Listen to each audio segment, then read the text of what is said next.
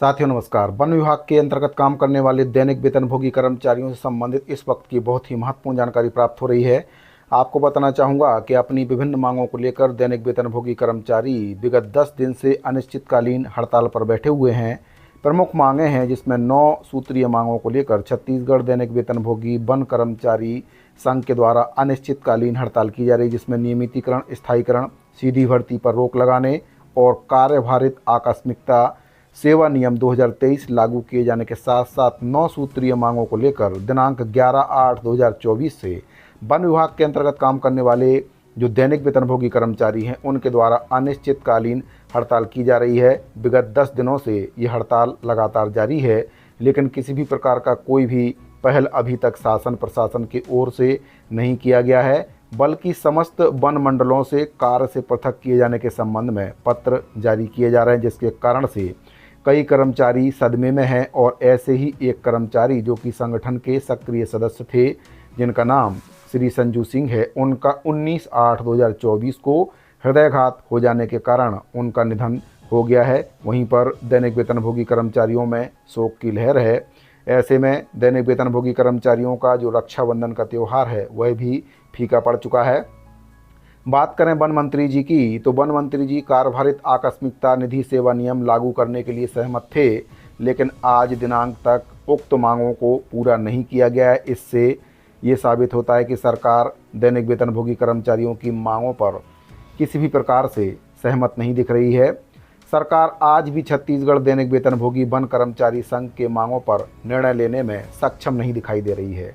वहीं पर बात करें मांगों के संबंध में जो ज्ञापन सौंपा गया था उसके बारे में, तो कई मंत्रियों को, विधायकों को, सांसदों को ज्ञापन सौंपा गया है, लेकिन निर्णय लेने के लिए अभी तक कोई भी आगे नहीं आ पाया है।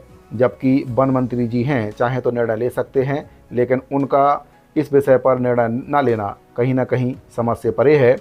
आपको बताना चाहूँगा कि दिनांक 19/8/2024 को स्वर्गीय श्री संजू सिंह जी का हृदयघात हो जाने के कारण आकस्मिक निधन हो गया है।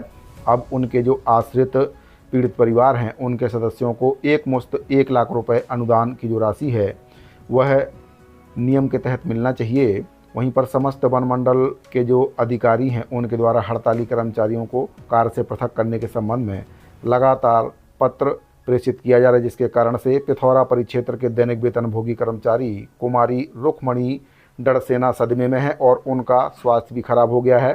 साथ में श्री शिवचरण बंजारे जो कि रायपुर जिला के उपाध्यक्ष हैं, उनको भी अटैक आ गया है, जिसके कारण से इस अस्पताल में उनका भी इलाज चल रहा है। कार्य से पृथक करने का जो आदेश है वह जारी करवाकर कहीं ना कहीं जो विभाग के अधिकारी हैं तानाशाही राज चलाने का प्रयास कर रहे हैं। और अगर भविष्य में किसी भी दैनिक वेतनभोगी कर्मचारियों का निधन होता है या उसके साथ कोई भी अप्रिय घटना होती है तो इसके लिए कहीं ना कहीं शासन प्रशासन जिम्मेदार होने वाला है। वर्तमान में देखा जाए तो स्वर्गीय श्री संजू सिंह की मृत्यु के लिए भी शासन प्रशासन ही जिम्मेदार है। पिछले बार वर्ष 2022 में देखें तो 34 दिनों के हड़ताल में भी 5 दैनिक वेतनभोगी कर्मचारियों का निधन हुआ है।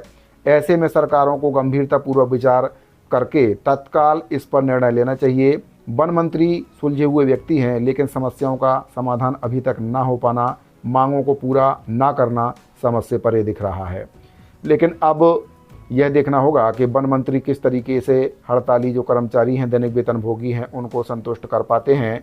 दैनिक वेतनभोगी कर्मचारियों ने बताया कि अब अगर हमारी मांग पूरी नहीं होती है तो हम पीछे हटने वाले नहीं हैं, क्योंकि वर्ष 2022 में हमारे 5 साथी जो हैं वह हमारे बीच से चले गए हैं और अब एक और साथी संगठन को छोड़कर परमधाम की ओर जा चुके हैं। और अब हम हर चुनौती को स्वीकार करते हुए अपने अधिकार के लिए लड़ेंगे और उस अधिकार को लेकर रहेंगे।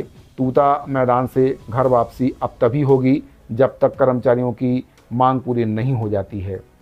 जब मांग पूरी होगी तभी कर्मचारी हड़ताल का जो मैदान है वह छोड़ेंगे, क्योंकि कई कर्मचारियों का आकस्मिक निधन हो चुका है। अब सरकारों को ये सोचना पड़ेगा क्या ऐसे ही कर्मचारी अपनी जान देते रहेंगे या फिर सरकारें कुछ करेंगी, क्योंकि इलेक्शन के समय में बड़े बड़े वादे करते थे। मोदी की गारंटी छत्तीसगढ़ में लागू है, लेकिन शायद यहाँ पर दिख रहा है कि कर्मचारियों के लिए, वन विभाग के दैनिक वेतनभोगी कर्मचारियों के लिए मोदी की गारंटी कहीं ना कहीं फेल साबित हो रही है। डबल इंजन की सरकार कहीं ना कहीं फेल होते हुए साबित हो रही है, क्योंकि घोषणा पत्र में शामिल होने के बाद भी दैनिक वेतनभोगी कर्मचारियों को हड़ताल करना पड़ रहा है, दर दर भटकना पड़ रहा है। बारिश के इस मौसम में कहीं ना कहीं वे हड़ताल पर डटे हुए हैं, स्वयं से खाना बना रहे हैं। आप तस्वीरों में देख सकते हैं, वीडियो के माध्यम से देख सकते हैं कि किस प्रकार से विषम परिस्थितियों में वे हड़ताल कर रहे हैं। और जब तक सरकार उनकी मांगों पर संज्ञान नहीं ले लेती है, 9 सूत्रीय मांगों को सरकार पूरा नहीं कर देती है, अनिश्चितकालीन हड़ताल जारी रहेगी। साथ ही यहाँ पर देखने वाली बात यह है कि पिछले साल भी कुछ दैनिक वेतनभोगी कर्मचारियों का आकस्मिक निधन हो गया था। वहीं पर इस वर्ष भी सरकार के द्वारा तानाशाही रवैया अपनाया जा रहा, विभाग के द्वारा तानाशाही रवैया अपनाया जा रहा, जिस कारण से एक और दैनिक वेतनभोगी कर्मचारी का आकस्मिक निधन हो गया है। वहीं पर कुछ और कर्मचारी हैं जिनको सेवा से पृथक करने का आदेश जारी किया गया, जिस वजह से उनकी भी हालत नाजुक बनी हुई है, वे भी अस्पताल में भर्ती हो चुके हैं। तो साथियों, सरकार इतनी कठोर कैसे हो सकती है? दैनिक वेतनभोगी कर्मचारियों से वादा किया गया था 100 दिन के अंदर कमेटी गठित करके उनके नियमितीकरण के लिए मार्ग प्रशस्त किया जाएगा। सभी मंत्रियों से, विधायकों से, सांसदों से, उप मुख्यमंत्री से बात करने के बावजूद भी अभी तक समस्या का समाधान नहीं हो पाया है। साथ ही इस पूरे मैटर पर आपकी क्या राय, कमेंट बॉक्स में जरूर बताइए। मिलते हैं अगली वीडियो में। धन्यवाद।